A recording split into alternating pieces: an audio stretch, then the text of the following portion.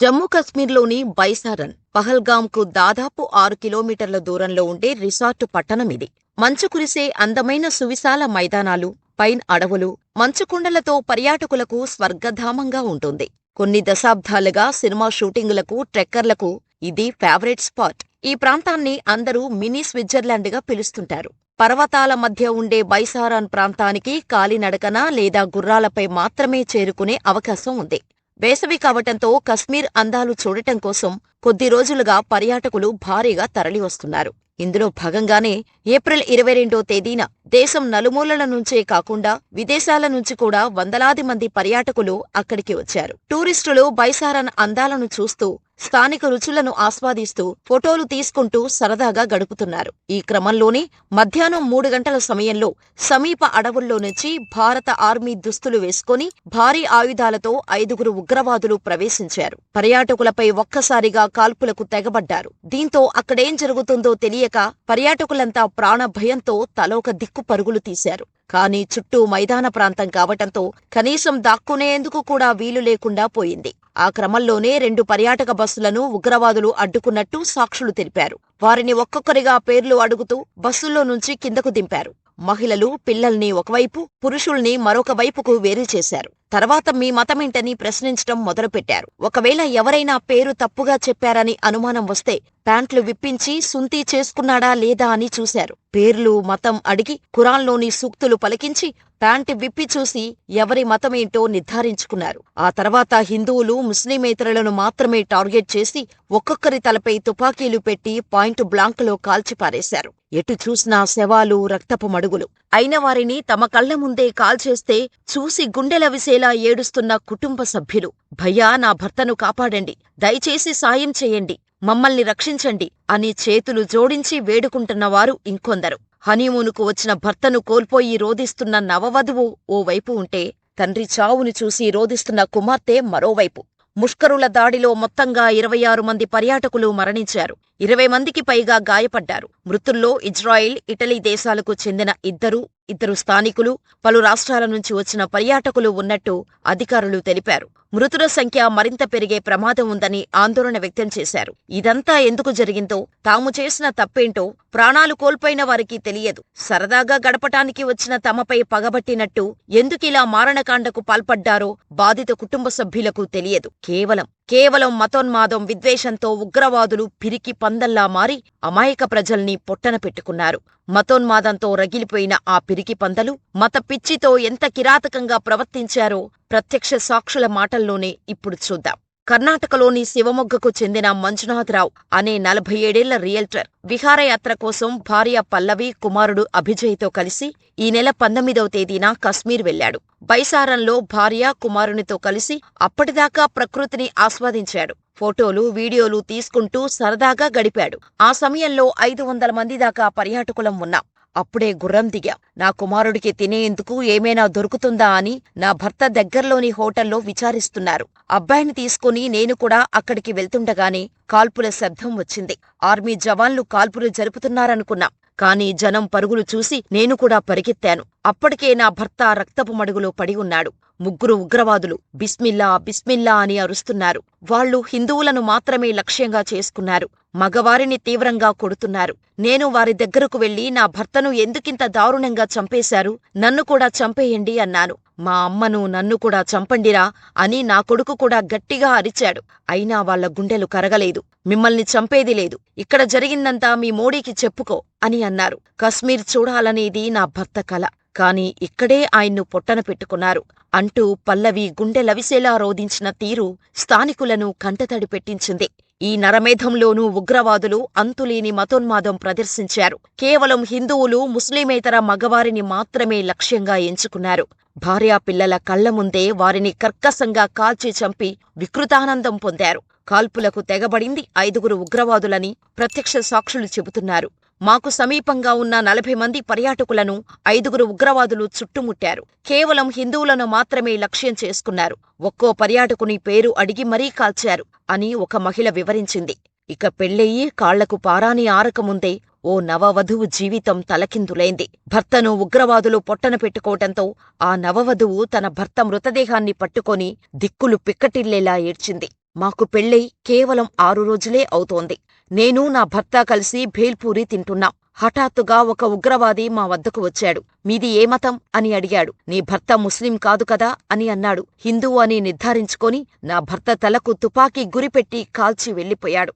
రక్తపు మడుగులో ఉన్న నా భర్తను ఎవరైనా కాపాడండి అంటూ ఆ మహిళ ఏడుస్తున్న హృదయ విదారక వీడియో దృశ్యాలు ప్రస్తుతం సోషల్ మీడియాలో విస్తృతంగా షేర్ అవుతున్నాయి. పూణేకు చెందిన సంతోష్ జగదలే దంపతులు, వారి కుమార్తె 26 ఏళ్ల అస్వారి మరో ఇద్దరూ కలిసి కశ్మీర్ పర్యటనకు వచ్చారు. తుపాకీ కాల్పుల శబ్దం వినగానే వీరంతా సమీపంలోని ఓ గుడారంలోకి వెళ్లి నేలపై పడుకున్నారు. కాసేపటికి ఆ గుడారం వద్దకు వచ్చిన ఉగ్రవాదులు, చౌదరిగారు బయటకు రండి అంటూ బెదిరించగా వారంతా బయటకు వచ్చారు. మమ్మల్ని చూసి ఆ ఉగ్రవాదులు ప్రధాని నరేంద్ర మోడీని దూషించటం మొదలుపెట్టారు.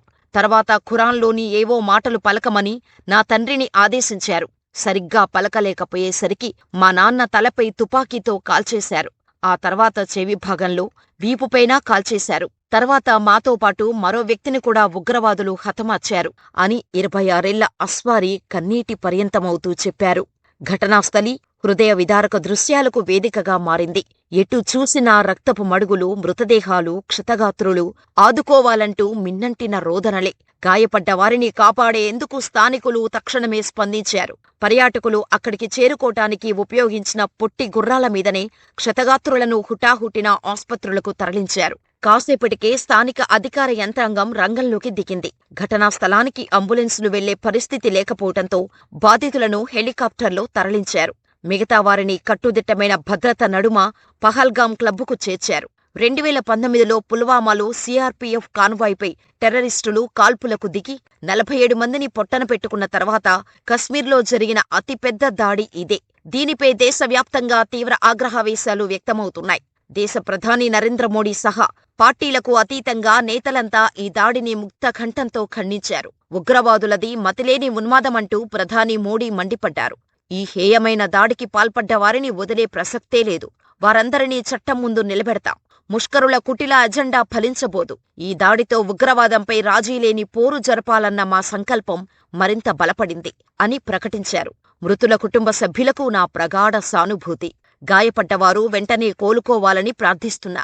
బాధితులందరికీ అన్ని విధాలా సాయం అందజేస్తున్నాం అని ప్రధాని పేర్కొన్నారు. సౌదీ అరేబియా పర్యటనలో ఉన్న ప్రధాని మోడీ ఈ విషయం తెలియగానే పర్యటనను అర్ధాంతరంగా ముగించుకొని భారత్ తిరిగొచ్చారు. అంతకుముందు సౌదీ నుంచే కేంద్ర హోంమంత్రి అమిత్ షాతో మాట్లాడారు.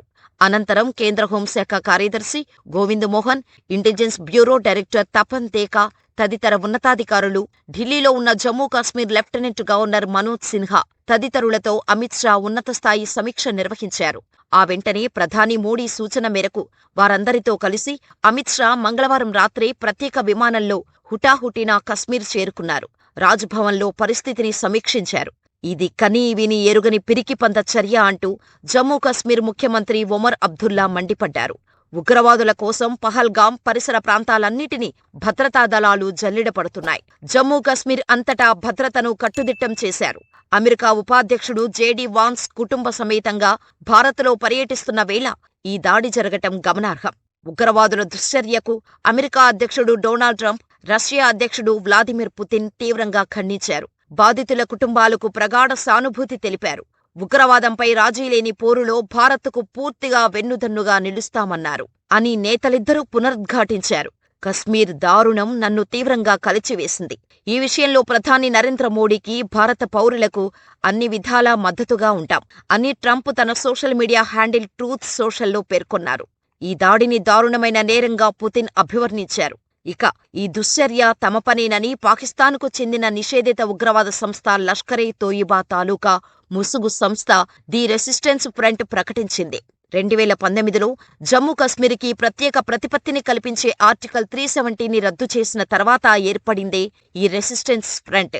ఇది తొలుత ఆన్లైన్ వేదికగా ఉగ్రవాద కార్యకలాపాలను నిర్వహించేది. ఆ తర్వాత పాకిస్తాన్కు చెందిన లష్కరే తోయిబా వంటి పలు ఉగ్ర సంస్థల సభ్యులను తీసుకొని భౌతిక గ్రూపుగా ఏర్పాటైంది. పాకిస్తాన్కు చెందిన ఐఎస్ఐనే టీఆర్ఎఫ్ను సృష్టించిందని నిఘా వర్గాల సమాచారం. లష్కరే తోయిబా నుంచి ప్రపంచం దృష్టిని మళ్లించటానికి పాకిస్తానే ఈ టీఆర్ఎఫ్ను ఏర్పాటు చేయించినట్టు చెబుతున్నారు.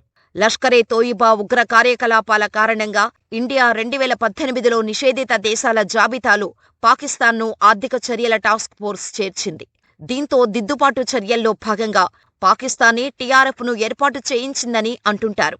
2019లో ఏర్పాటైనప్పటి నుంచి టీఆర్ఎఫ్ దాడులకు తెగబడుతూ కశ్మీర్ ప్రాంతంలో ఉనికిని చాటుకోవాలని ప్రయత్నిస్తోంది. 2020 ఏప్రిల్ 1న నియంత్రణ రేఖ వెంబడి కుప్వారాలోని కేరాన్ సెక్టార్లో 4 రోజుల పాటు ఎదురుకాల్పులు జరిగినప్పుడు తొలిసారిగా టీఆర్ఎఫ్ పేరు వెలుగులోకి వచ్చింది. దీంతో 2023లో టీఆర్ఎఫ్ను భారత ఉగ్ర సంస్థల జాబితాలో చేర్చింది. టీఆర్ఎఫ్ను సృష్టించింది షేక్ సజ్జాద్ గుల్ అలియాస్ షేక్ సజ్జాద్. అతడు కశ్మీరీ మిలిటెంట్. గతంలో లష్కరే తోయిబా కమాండర్గా పనిచేశాడు. ప్రత్యక్ష సాక్షులు చెప్పిన వివరాల ప్రకారం ఈ మారణహోమం కేవలం మతోన్మాదం, విద్వేషంతో చేసిన దుశ్చర్యగా కనిపిస్తోంది. దాడి సమయంలో పదే పదే మోడీ పేరును ప్రస్తావించటాన్ని చూస్తే కిరాతక ఉగ్రవాదులు ప్రధాని నరేంద్ర మోడీపై పగతో రగిలిపోతున్నారని అర్థమవుతోంది. కేవలం హిందువులు, యూదులు, క్రైస్తవుల్లోని మగవాళ్లను మాత్రమే టార్గెటుగా చేసుకుని ఈ మారణకాండకు పాల్పడ్డారని స్పష్టంగా తెలుస్తోంది.